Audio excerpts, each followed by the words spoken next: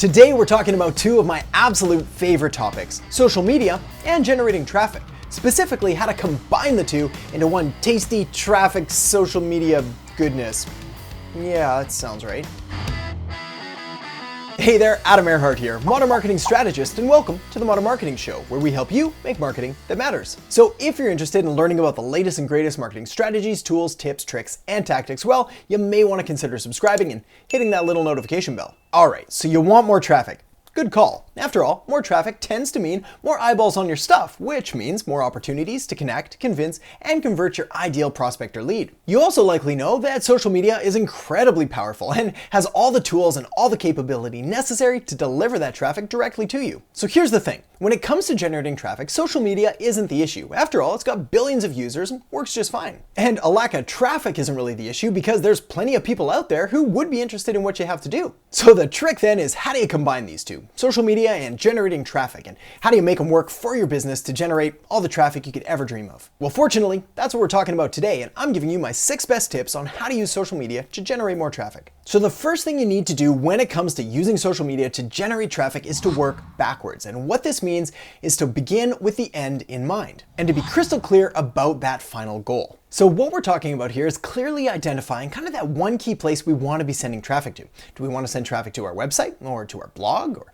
to an email list or an opt-in page or a webinar or a video series? Whatever it is, we've got to pick that one key place that's going to give us the greatest opportunity of success. Now, the reason it's important to be strategic here and to ideally pick kind of just one place to send that traffic to is because we don't want to dilute our traffic across a number of different places, at least not initially. So pick that one place that's going to give you the highest likelihood of success, where you've had great luck converting those leads into prospects and into customers and clients, and go with that. All right, the next thing when it comes to using social media to generate traffic is you need to go where they are. So the way to do this is to first identify your ideal customer avatar, that perfect prospect, that perfect lead, that perfect customer or client, the one that you love and loves you and loves what you do, tells all their friends about you. Well, go after them and do that by finding out where they're spending their time online and which social media platforms they're using. I know it sounds simple, but believe it or not, this is where so many people miss the boat, and they go to the channels that they want to use or that they think are the next hottest thing, and they completely miss going to the places that their customers are already active. And that obviously is a huge wasted opportunity and a complete waste of time, energy, and marketing dollars. So find the platforms that they use and they love, and then go to them, and don't expect them to come to you. Now, if you're just getting started and you have absolutely no idea where to go, well, my 5 best platforms to suggest you start looking into are Facebook, YouTube, Instagram, LinkedIn, and Pinterest.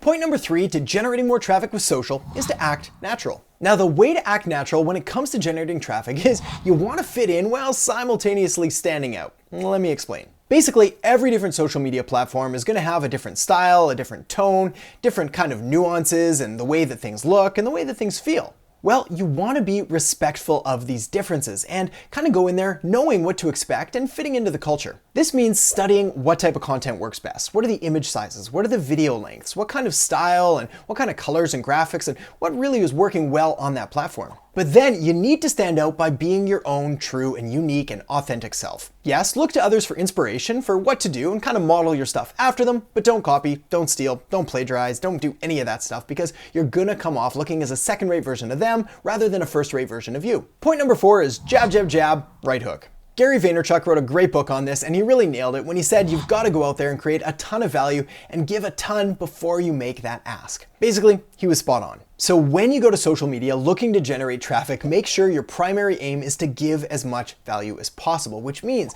being entertaining or being informative or educating or helping or doing whatever you can to provide value to the social platforms. Then and only then have you earned the right to make an offer. But an important point is, when you make the offer, make sure that the offer is something that people actually want. You see, the reason most people's traffic generating efforts on social media fail isn't because of bad social media strategies or bad traffic generating strategies in general. It's normally because of bad offers that are incongruent with the platform and with the audience. But let's get back on track. Point number 5 is to wash, rinse, and repeat. Basically, what this means is that once you've uncovered what works, well, you want to do more of it.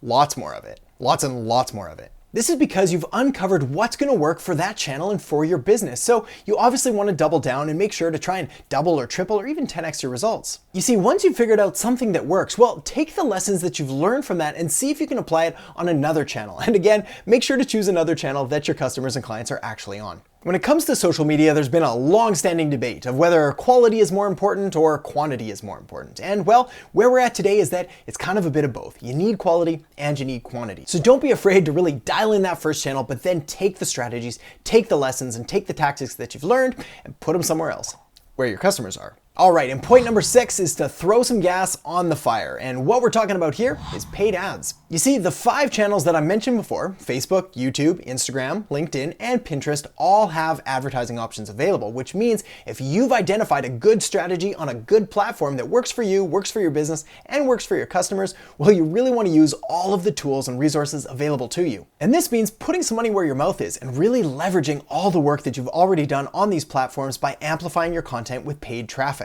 Now, the reason that we're putting paid traffic and throwing gas on the fire at the end of all the tips we've just covered is because we want to use paid ads to amplify and to leverage all the good stuff we've already done. Because paid traffic is really just like gasoline. It just takes whatever you're doing and makes it bigger. Which means if you throw paid traffic at a really bad offer and a really bad channel where nobody is, well, you're just gonna make it a whole lot worse and you're gonna end up losing money. But if you throw money at a good platform on a good channel with your customers that are already active and engaged, well, again, you're gonna amplify those results and you're gonna increase your return on investment. And my final point when it comes to using paid ads is that they are still incredibly underpriced attention, which means that you can reach your customers and your clients for far cheaper than almost any other advertising option available, and it is incredibly undervalued attention. So get to getting? Well, the getting's good. All right, so there we have it. Those are the strategies to help you leverage social media to generate even more traffic. It is totally doable and totally possible, and I know you can do it if you apply these tips and everything we talked about today. So tell me in the comments section below, which channel are you gonna be doubling down on? Is it gonna be Facebook or YouTube or Instagram or LinkedIn or Pinterest? Let me know in the comments section below, as I'd love to weigh in and learn a little more about your strategy. So thanks so much for watching. I hope you enjoyed the episode. If so, make sure to give it that thumbs up, subscribe to the channel, and hit that little notification bell so you'll be the first to know when new content comes live. Also, for more great marketing strategies, tools, tips, tricks, and tactics, head over to AdamErhart.com, which is packed full of videos and podcasts and articles and all sorts of resources to really help take your business and marketing to the next level and way beyond that. So thanks so much for watching, and I'll catch you next time on the Modern Marketing Show.